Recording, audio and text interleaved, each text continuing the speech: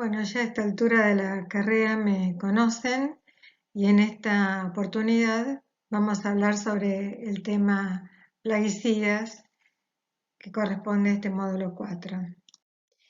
La definición de los plaguicidas la tienen, según la FAO, la tienen escrita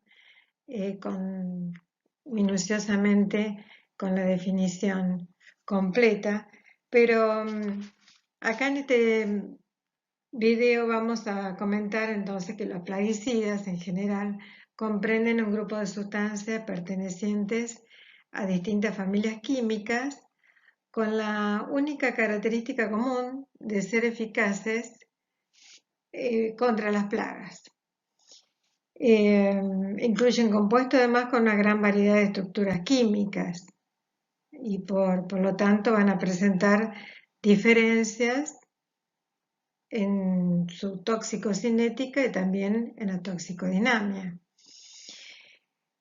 Bueno, entonces estos compuestos, los plaguicidas, se utilizan para combatir las enfermedades y las plagas que afectan tanto a la producción agrícola como al animal y se utilizan como reguladores del crecimiento, como defoliantes, o sea, para que se le caigan las hojas a determinadas plagas, etc. Ya definimos lo que los que son plaguicidas y ahí se menciona la palabra plaga, así que la definición de la misma es que es una población de organismos que al crecer en forma descontrolada causa daños económicos o transmite enfermedades a las plantas, a los animales y al hombre. Si bien hasta el momento hemos explicado la utilidad de los plaguicidas, porque bueno, como bien lo explica el doctor Valle Vega en su libro de toxicología de alimentos en el siglo pasado ya, comentaba que por un lado garantiza alimentos el uso de los pesticidas y evita hambrunas. Y durante el desarrollo de los mismos, se pensó que serían compuestos ideales, cuenta él, para el control de plagas y así entonces aumentar la disponibilidad de alimentos a corto plazo. Pero lo que no se tuvo en cuenta es el efecto crónico en el ser humano. O sea, no se pensó que los plaguicidas podrían poner en riesgo la salud del consumidor. Y lo explica muy bien porque no se espera encontrar contaminantes como parte de una dieta.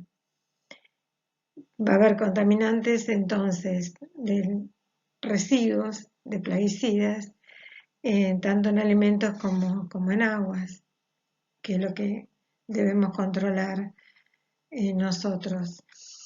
Y el efecto crónico es como ya lo habían visto bien, es consumir en pequeñas dosis a lo largo de un periodo de tiempo considerable.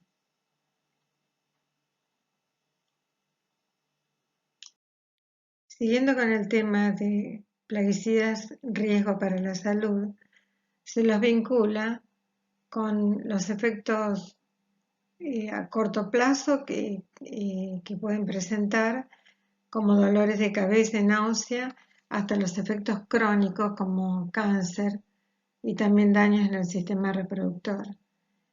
Los efectos crónicos sobre la salud suelen presentarse años después de la exposición a pequeñas cantidades, que es lo que justamente ya hemos definido lo que es un efecto crónico. Y estos pequeñas cantidades pueden provenir entonces del medio ambiente o también de los residuos que queden de esos pesticidas tanto en aguas como en alimentos. Es importante aclarar también que en la preparación de los plaguicidas se incluye, además del principio activo, otro tipo de sustancias que son diluyentes o aditivos que pueden o que son capaces, como estamos viendo ahí, de causar graves efectos adversos en la salud y que no están mencionados en las etiquetas. Siguiendo con la temática de la problemática de salud, surge la necesidad de la ONU para la FAO de establecer el Código Internacional de Conducta para la distribución y utilización de plaguicidas, que fue uno de los primeros códigos de conducta voluntarios y estaba destinado a conseguir fundamentalmente tres cosas: la seguridad alimentaria, proteger la salud humana y también proteger al medio ambiente. Y en ese sentido de preocupación de lo que estaba sucediendo con lo que provocaba negativamente los plaguicidas, se firman acuerdos multinacionales y uno de ellos es el Convenio de Estocolmo, que vamos a pasar después a explicar un poquito de qué se trató. El Convenio de Estocolmo tiene como objetivo la reducción y la eliminación de 12 contaminantes orgánicos persistentes, COP, nombrados por el Programa de las Naciones Unidas para el Medio Ambiente como la docena sucia, y a partir de un enfoque precautorio, o sea que en la producción de los COPs, que son dañinos para la salud o que provocan efectos adversos a la salud humana y también al medio ambiente. Fue firmado en 2001 en Estocolmo, Suecia. Entonces, para reducir estos COPs, se propuso la creación de planes nacionales de implementación que permitan a los países contar con una guía sobre el cumplimiento de los objetivos que tiene este convenio en cuanto a la reducción de los COPs que estamos hablando. ¿Y cuáles son las características que tienen estos pesticidas de la docena sucia? Tienen la característica de ser persistentes. Por su gran estabilidad química tienen una vida muy larga en el medio, o sea, en el suelo, agua y sedimentos, de ser bioacumulativos, o sea, se acumulan en los tejidos grasos de los organismos vivos y se incorporan en las cadenas alimentarias. Y por último, potencial de transporte a larga distancia, o sea, pueden ser transportados por el aire, por el agua o por especies migratorias hasta sitios muy distantes de la fuente de emisión. Conociendo los plaguicidas de la docena sucia, tenemos los 12 con sus nombres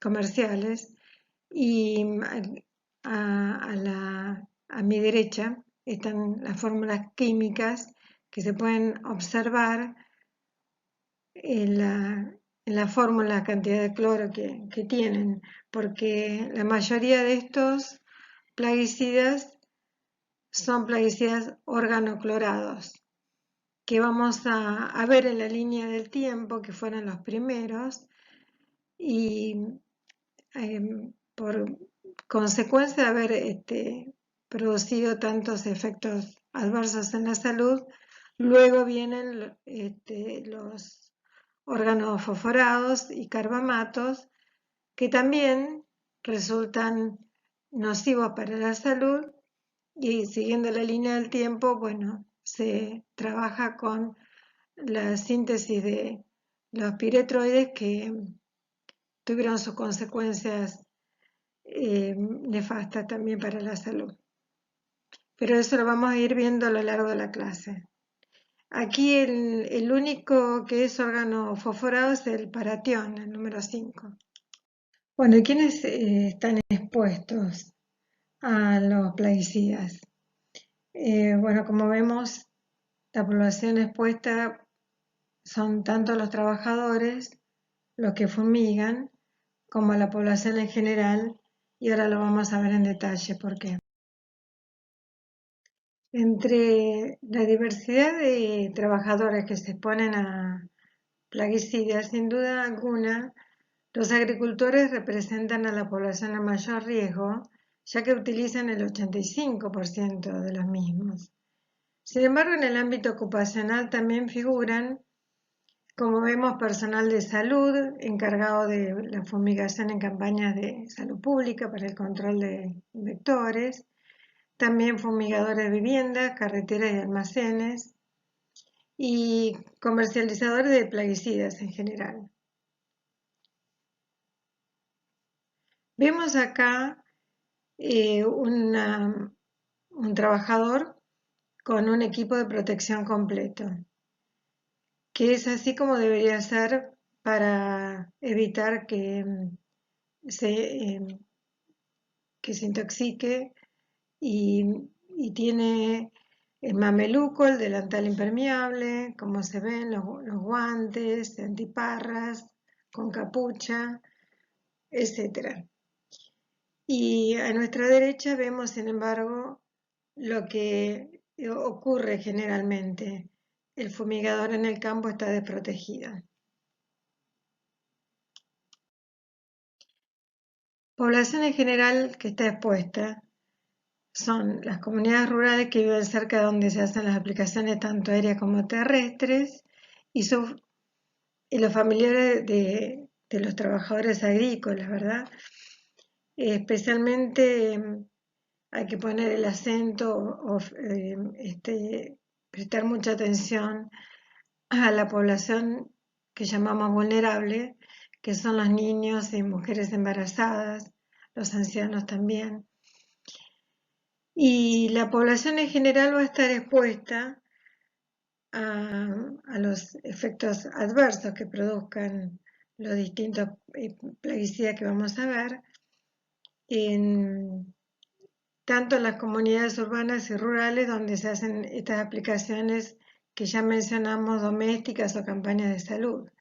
Pero además, que es lo que más tenemos que enfatizar, estamos expuestos cuando ingerimos alimentos y aguas que están contaminados por residuos de plaguicidas. La clasificación de los plaguicidas según distintos criterios. Los autores se han puesto de acuerdo en la mayoría de los casos de clasificarlo de las siguientes maneras.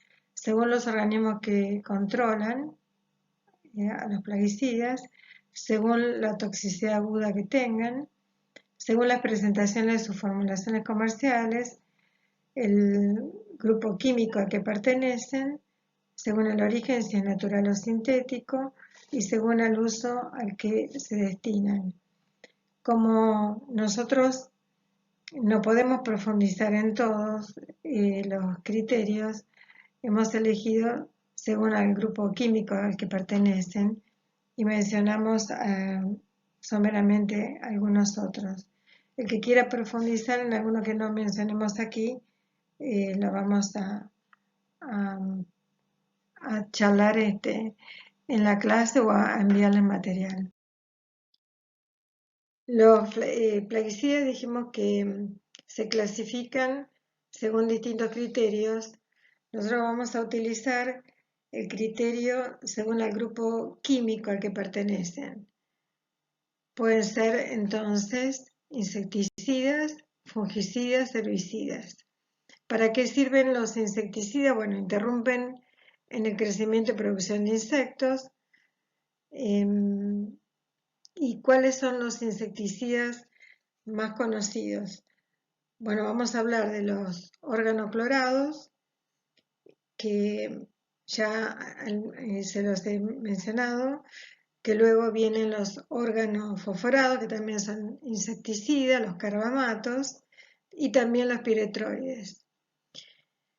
Después vienen en esta clasificación los fungicidas que se utilizan para controlar hongos como el moho.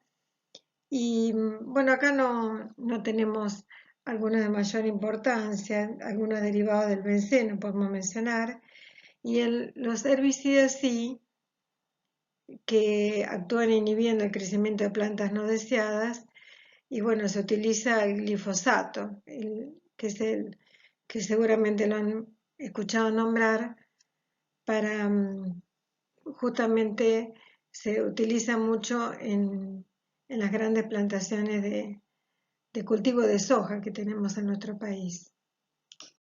Comenzamos con los plaguicidas organoclorados, que en la línea del tiempo fue uno de los más criticados y es el DDT, el diclorodifenil titrocloroetano, que fue sintetizado en el año 1943.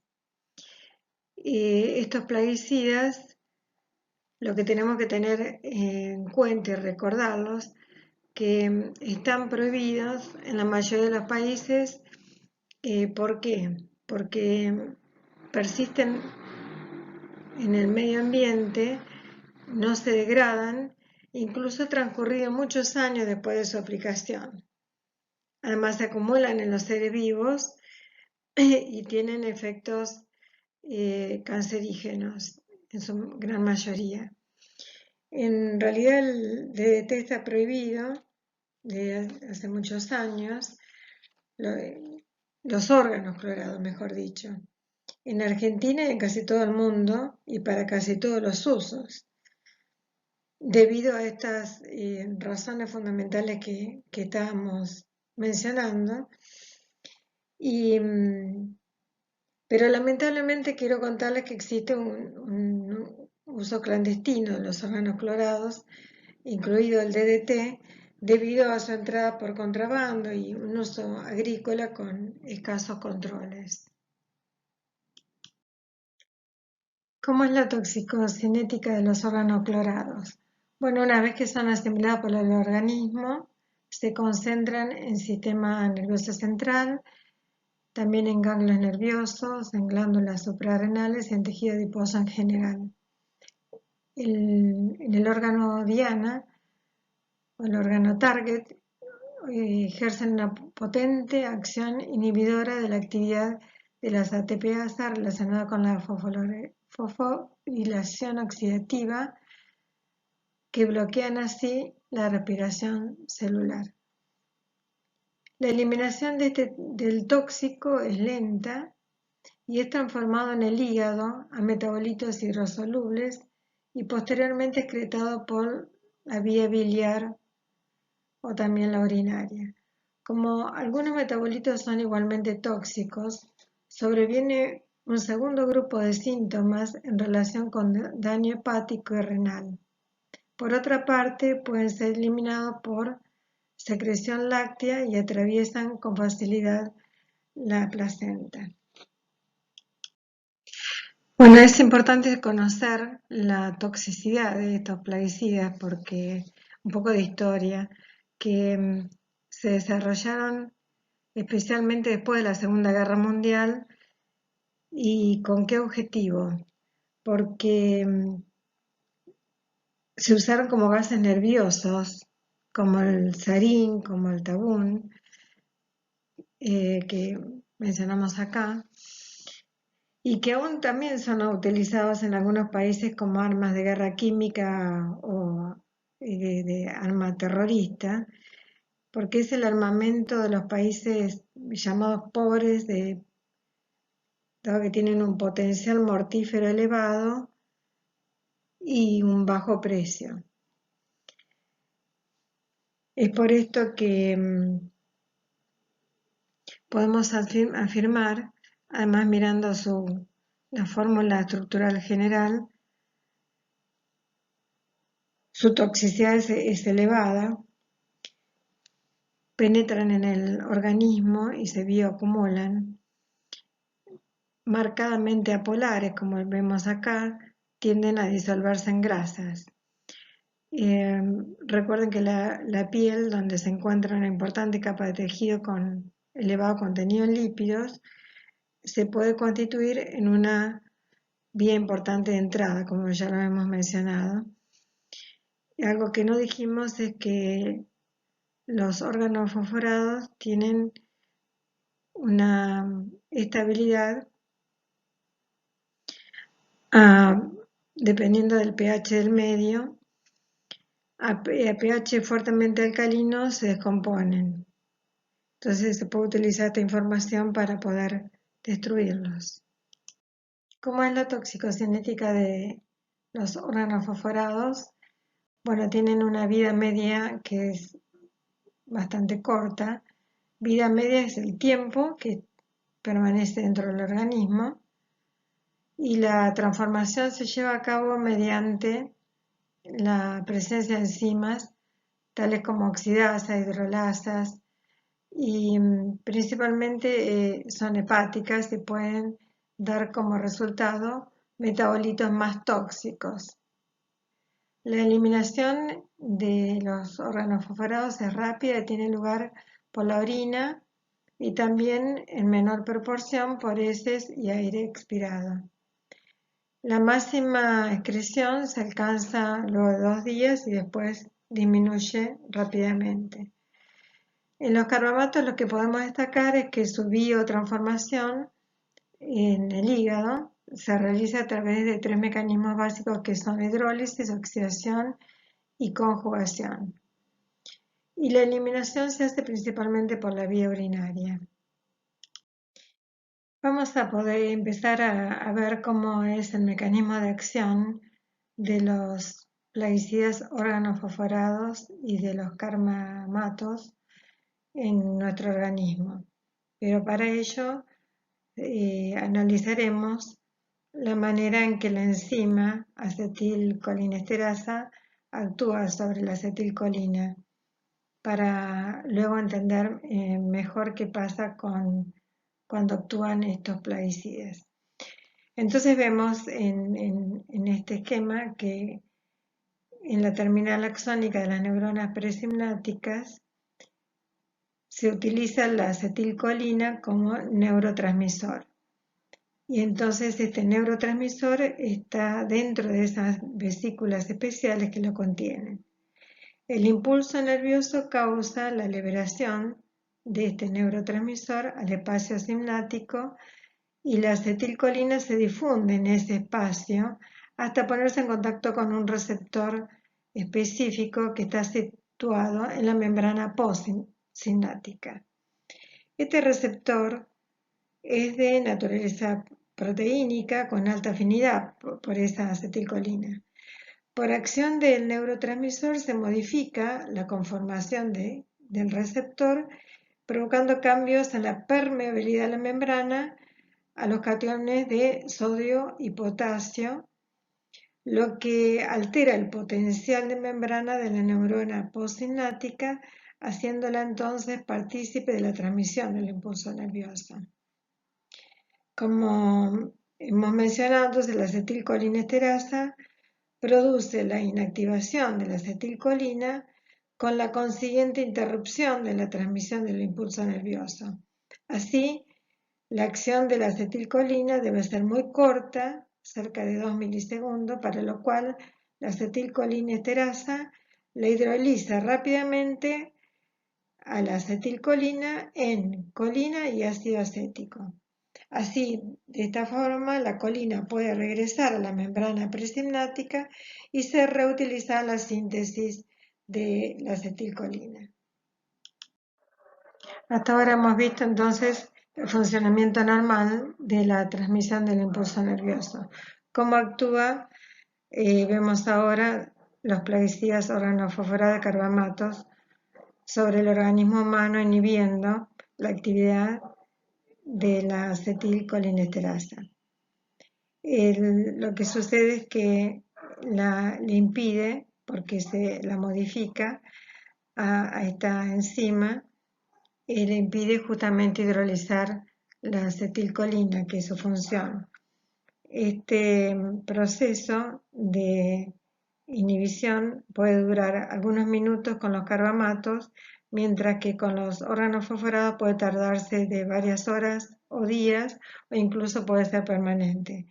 De ahí que clínicamente hablando, los carbamatos se consideran inhibidores reversibles, ya que en poco tiempo dejan la enzima libre, mientras que a los órganos fosforados se los llama inhibidores irreversibles. Ya hemos visto los grupos más importantes de los llamados plaguicidas sintéticos y estos, entre comillas, llamados naturales porque se obtienen, como los piretroides, de la síntesis extraídos de las plantas de crisantemos. Vamos a ver uno solo, que son los neonicotinoides, que también se extraen de las hojas de tabaco y es un insecticida entonces debido a su contenido de nicotina, una forma de control biológico de plagas. El problema que es importante resaltar, que se han observado últimamente, el riesgo que trae el uso de estos plaguicidas para las abejas.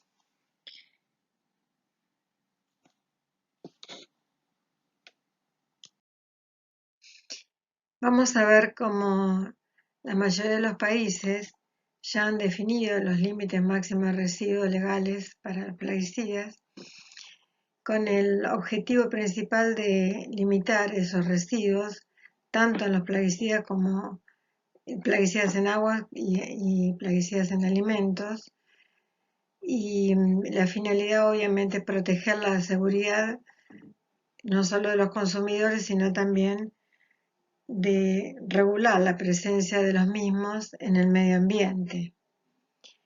Para ello, la determinación debe constar de metodologías analíticas que sean capaces de determinar residuos a niveles muy bajos, de modo tal de poder no solo identificarlos, sino cuantificarlos de forma inequívoca y constatar y comprobar si cumplen la legislación vigente.